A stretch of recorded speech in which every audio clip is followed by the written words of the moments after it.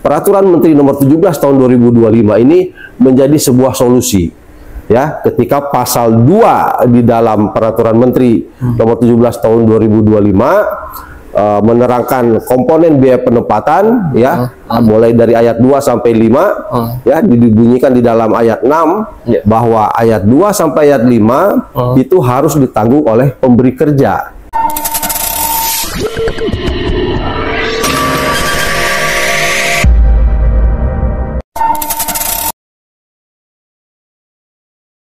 Assalamualaikum warahmatullahi wabarakatuh.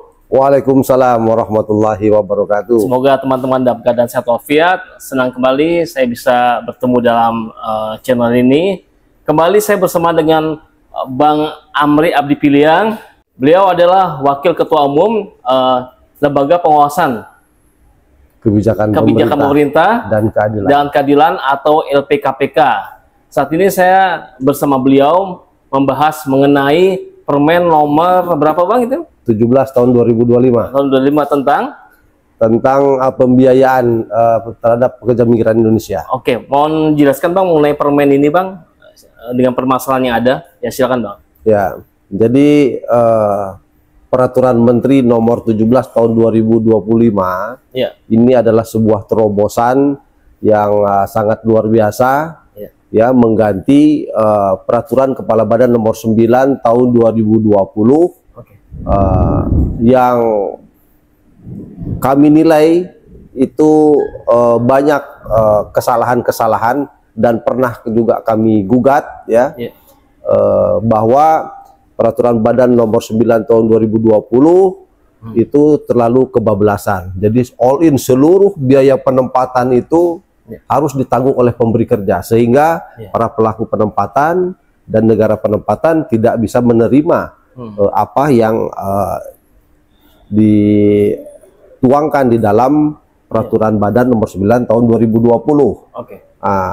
Sehingga banyak teman-teman pelaku penempatan terjebak overcharging, ya, dan sahabat para pekerja migran Indonesia banyak yang terjebak menjadi korban praktik penjeratan hutang, ya, yang berakibat kepada pemotongan gaji para pekerja migran di luar negeri. Oke, dampaknya apa dari permen ini Bang? Ya, dengan adanya Peraturan Menteri Nomor 17 Tahun 2025 ini mencabut Peraturan Badan Nomor 9 Tahun 2020, sehingga harus menuangkan di dalam perjanjian penempatan apabila ada biaya-biaya yang harus ditanggung oleh para pekerja migran, dan itu harus disetujui oleh perwakilan negara kita yang ada di luar negeri, ya, KBRI, atau kalau di Taiwan itu KDI. Kemudian diketahui juga oleh pejabat negara penempatan apakah diperbolehkan membebankan biaya tersebut kepada pekerja asing. Nah, makanya harus ada kesepakatan para pihak dan diketahui oleh masing-masing negara penempatan, sehingga tidak ada lagi biaya-biaya siluman yang banyak sekarang ini marak dengan istilah jual beli job. Jual beli job ini siapa yang menjual, dia yang membelinya PMI, dibebankan biaya sampai 85 juta. Uang itu langsung parkir ke negara Taiwan, tetapi pembayarannya tidak masuk ke rekening agensi. Nah, ini kan jadi pertanyaan besar, ini uang apa? Sementara masuk ke mana tuh Bang? Uang jual beli job ini kan uang yang tidak jelas. Ini termasuk praktik pencucian uang, ya kan, yang dilakukan oleh para agensi yang ada di negara Taiwan. Sementara PMI-nya mau berangkat, dia harus melalui praktik penjeratan hutang, yang berkedok koperasi simpan pinjam yang dananya dari finance asing yang ada di negara Taiwan. Sehingga PMI yang sudah membayar 85 jutaan kemudian harus dijerat hutang, dan setelah sampai ke negara penempatan harus membayar sekitar 8.000 sampai 9.000 dolar NT itu dicicil selama 9 bulan sampai 10 bulan. Nah, jadi biaya penempatan sudah melalui praktik penyerahan hutang. Sedangkan jual beli job ada lagi posnya 85 jutaan. Nah, ini yang harus ditertibkan sehingga Peraturan Menteri Nomor 17 Tahun 2025 ini menjadi sebuah solusi. Ya, ketika pasal 2 di dalam Peraturan Menteri Nomor 17 Tahun 2025 menerangkan komponen biaya penempatan, ya, mulai dari ayat 2 sampai 5, ya, dibunyikan di dalam ayat 6 bahwa ayat 2 sampai ayat 5 itu harus ditanggung oleh pemberi kerja. Jadi untuk pasal 3 itu khusus untuk jabatan tertentu, ya, dikecualikan boleh membebankan biaya kepada pekerja migran, dengan catatan harus dituangkan di dalam perjanjian penempatan yang diketahui oleh perwakilan negara penempatan dan juga perwakilan negara Republik Indonesia yang ada di negara penempatan. Jadi tidak bisa serta-merta kita mau memilih pasal 3 saja karena boleh membebankan kepada PMI. Boleh membebankan kepada PMI dengan catatan harus ada rincian biayanya, berapa yang harus dibebankan kepada pekerja migran dan diketahui oleh perwakilan negara penempatan dan juga perwakilan negara Republik Indonesia yang ada di negara penempatan.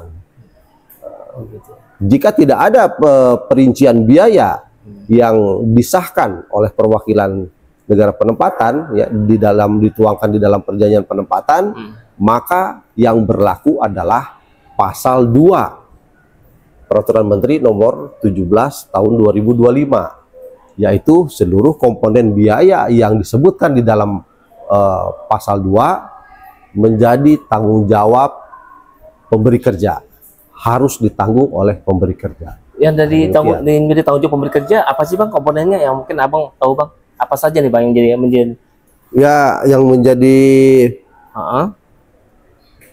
komponen biaya yang menjadi tanggung jawab pemberi kerja? Ada bagian komponen biaya persiapan penempatan sebagaimana dimaksud di dalam ayat 1 ini. Biaya penempatan ada 2, terdiri dari biaya persiapan penempatan dan biaya yang berhubungan dengan penempatan.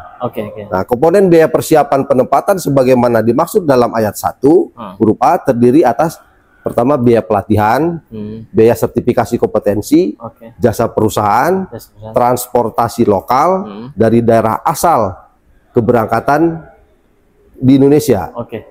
Terus visa kerja, tiket keberangkatan, tiket pulang, dan atau akomodasi. Nah, ayat 3 pelatihan sebagaimana dimaksud dalam ayat 2 huruf A terdiri dari pelatihan teknis bahasa, pelatihan teknis sesuai dengan jabatan dan teknis pekerjaan, dan atau pelatihan teknis lain yang dipersyaratkan oleh negara penempatan tujuan. Nah, jadi untuk LPK ini jangan hanya membuat surat keterangan dari LPK bahwa CPMI sudah mengikuti pelatihan. Nah, kemudian itu dijadikan dasar untuk mengikuti orientasi pra penempatan. Kan itu salah. Ya, ini ada temuan. Jadi harus dilatih bahasa, selain bahasa, kemudian mau ditempatkan sebagai apa dia di negara penempatan. Dan itu harus dilatih skillnya. Selain bahasa, skillnya juga dilatih. Karena apa? Untuk menghindari PHK sepihak. Kalau PMI itu kerjanya bagus, kepake sama majikan, tidak mungkin dia diputus kerja. Sehingga terjadilah di situ eksploitasi. PMI harus mencari pekerjaan sendiri dan menanggung biaya hidup sendiri dan mencari tempat tinggal sendiri selama 3 bulan. Apabila tidak mendapatkan pekerjaan di Taiwan selama 3 bulan, maka dia harus dipulangkan ke Indonesia. Disitulah bentuk eksploitasinya, karena tidak adanya kompetensi kepada PMI yang ditempatkan ke negara tujuan Taiwan. Pelatihannya itu hanya surat keterangan saja, karena lembaga pelatihan itu, ya, LSP-nya mungkin hanya sebatas caregiver, caretaker, housekeeper, babysitter, ya. Tapi untuk manufaktur dia tidak ada. Tidak mau dia melatihkan ke LSP yang bagian manufaktur. Nah, mungkin untuk menghemat biaya atau apa dan lain sebagainya, sehingga mereka ditempatkan tidak memiliki kompetensi. Dan ini adalah salah satu tindak pidana di mana PMI ditempatkan tanpa memiliki kompetensi, ya, tanpa dokumen yang lengkap sebagaimana dipersyaratkan di dalam pasal 5 dan pasal 13 Undang-Undang nomor 18 tahun 2017. Jadi bagi yang melanggar, ya, tentunya ada di pasal 85 dan pasal 86, ya, menempatkan PMI yang tidak sesuai dengan persyaratan dan juga membebankan biaya yang sudah ditanggung oleh pemberi kerja. Ya, apa saja yang ditanggung oleh pemberi kerja, yaitu ada di pasal 2 tadi, Peraturan Menteri nomor 17 tahun 2025. Nah, itulah yang harus ditanggung oleh pemberi kerja. Ketika ada pemberi kerja yang tidak mau menanggung biaya tersebut, harus ada dituangkan di dalam perjanjian penempatan apa-apa saja yang ditanggung oleh pemberi kerja. Itu harus dituangkan dengan jelas. Jika tidak ada, maka berlaku pasal 2. Ini adalah sebuah solusi dari peraturan sebelumnya, di mana peraturan Kepala Badan nomor 9 tahun 2020 itu yang sesat. Itu yang sejak dulu saya gaungkan kepada Kepala Badan Pak Benny Ramdhani, yang teriak-teriak saya akan memerdekakan PMI dari jeratan ijon rente. Apabila peraturan badan ini nomor 9 tahun 2020 tidak bisa berjalan sebagaimana mestinya, maka saya Benny Ramdhani sudah siap mundur dari jabatan Kepala Badan. Ternyata tidak bisa berjalan, mau mundur malu, gengsi. Akhirnya diakalin pakai kepak-kepak cost structure. Itulah yang dijadikan dasar bagi para sindikat mafia ijon rente untuk menjerat hutang, melakukan praktik penjeratan hutang. Dasarnya apa? Cost structure tadi itu digunakan oleh finance ini membiayai di Indonesia supaya kelihatannya punya badan hukum, maka dibuatlah koperasi simpan pinjam. Yang dipinjam berapa, PMI-nya tidak pernah nerima uang, tiba-tiba harus dipotong gajinya di luar negeri. Nah, jadi dengan adanya KUR dan peraturan Menteri nomor 17 ini 2025 ini, kami mengharapkan KUR ini bisa menjadi solusi.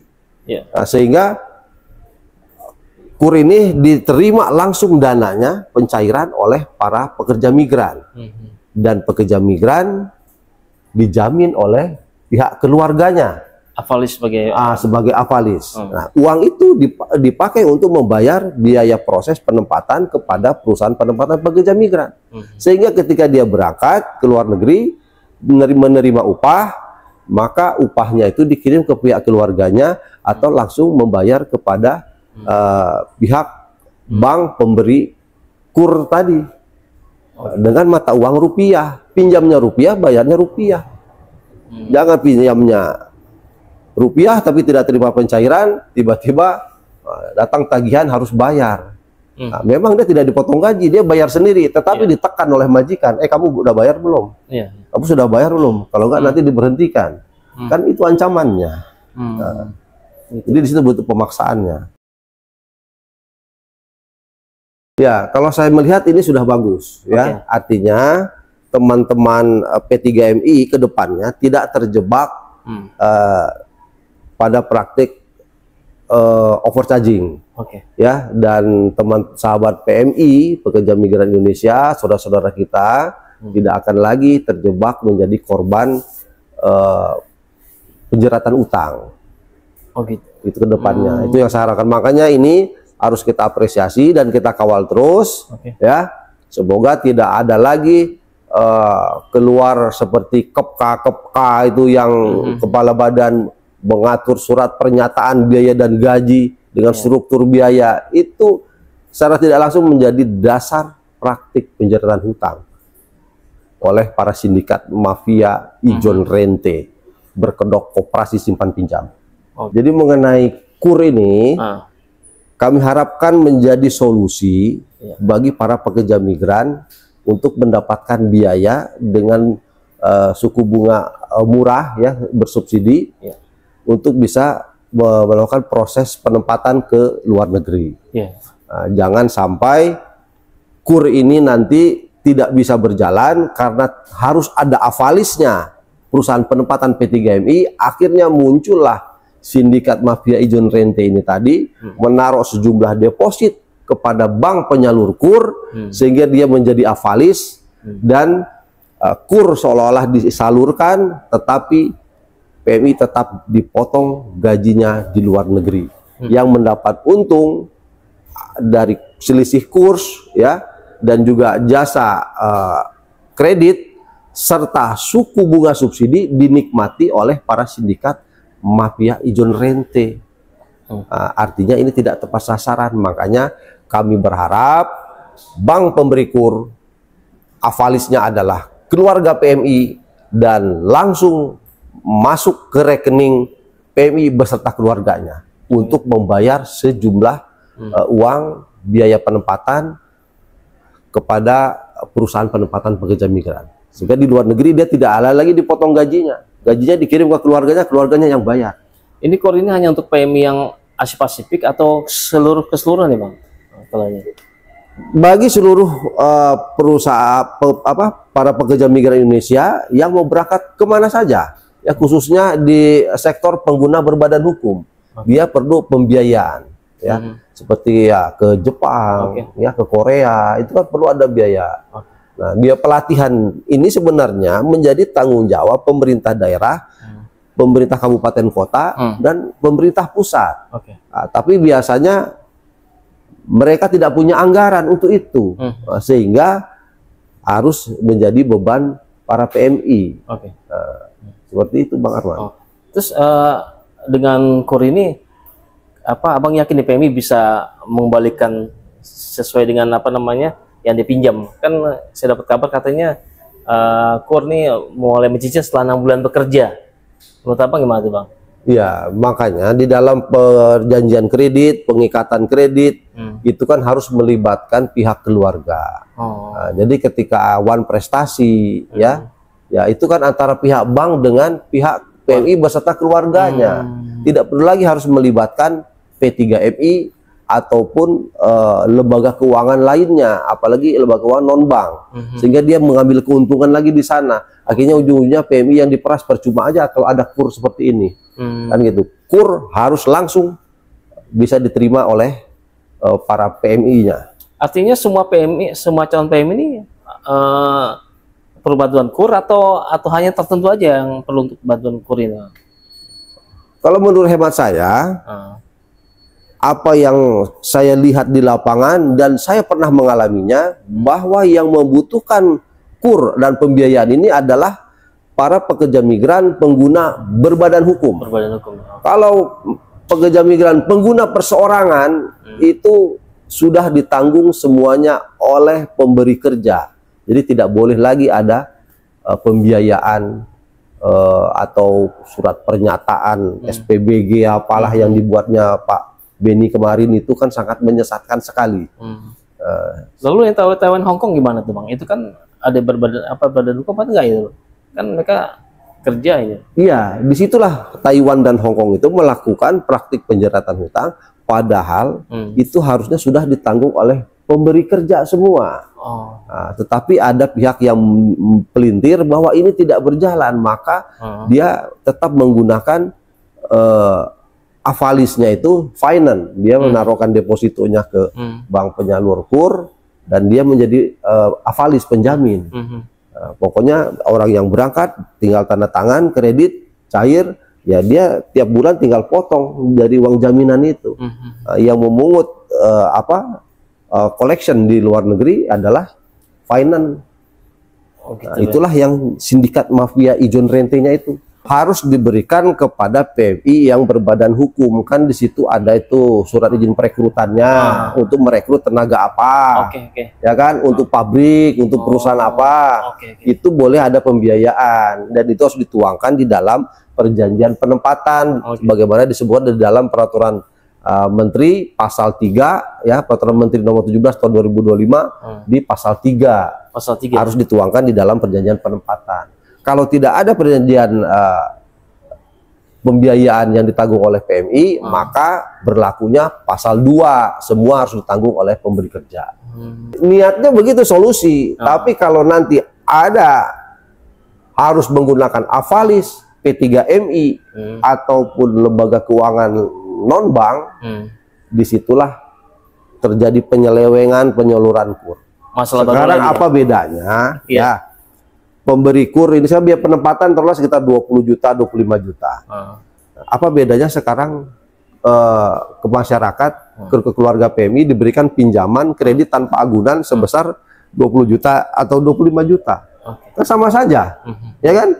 Penerimanya langsung keluarga PMI, tapi uangnya dipakai untuk membayar proses biaya penempatan. Jangan uangnya itu masuk ke rekening PMI, tapi PMI-nya bikin kuasa. Bahwa ini dicairkan nanti yang ngambilnya pihak P3MI, PMI-nya tidak pernah nerima uang. Disinilah terjadi praktek tipu daya terhadap PMI. PMI tidak ada pilihan lain, karena dia mau berangkat mau tidak mau dia harus menandatangani form-form yang disodorkan oleh para mafia penjeratan utang tadi. Oke, apa harapan abang pada Menteri P2M ini, Pak, terkait peraturan menteri ini, Pak? Silakan, Bang. Ya, ini kan peraturan menteri yang diterbitkan oleh Pak Karding, ya.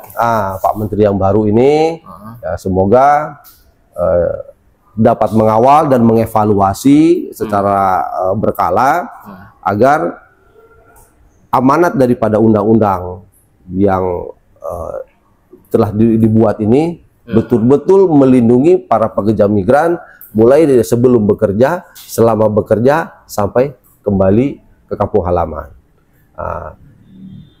Wabil khusus para PMI yang sebelum bekerja ini, termasuk yang sudah lengkap dokumennya sebagaimana diamanatkan di dalam pasal 13, itu harus dilindungi, ya.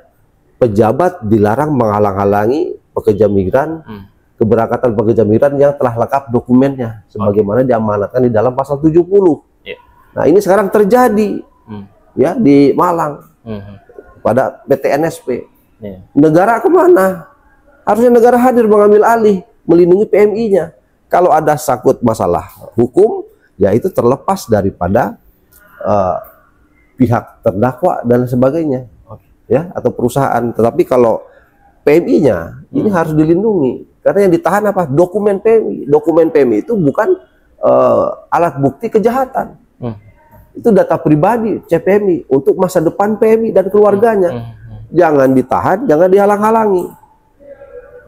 Disinilah negara harus hadir. Ini tantangan bagi Pak Menteri, berani nggak negara hadir untuk melindungi PMI yang sudah lengkap dokumennya sebagaimana diamanatkan di dalam pasal 70. Demikian Pak Arman. Oke, terima kasih Pak. Ya. Pak Amri atas kesempatannya.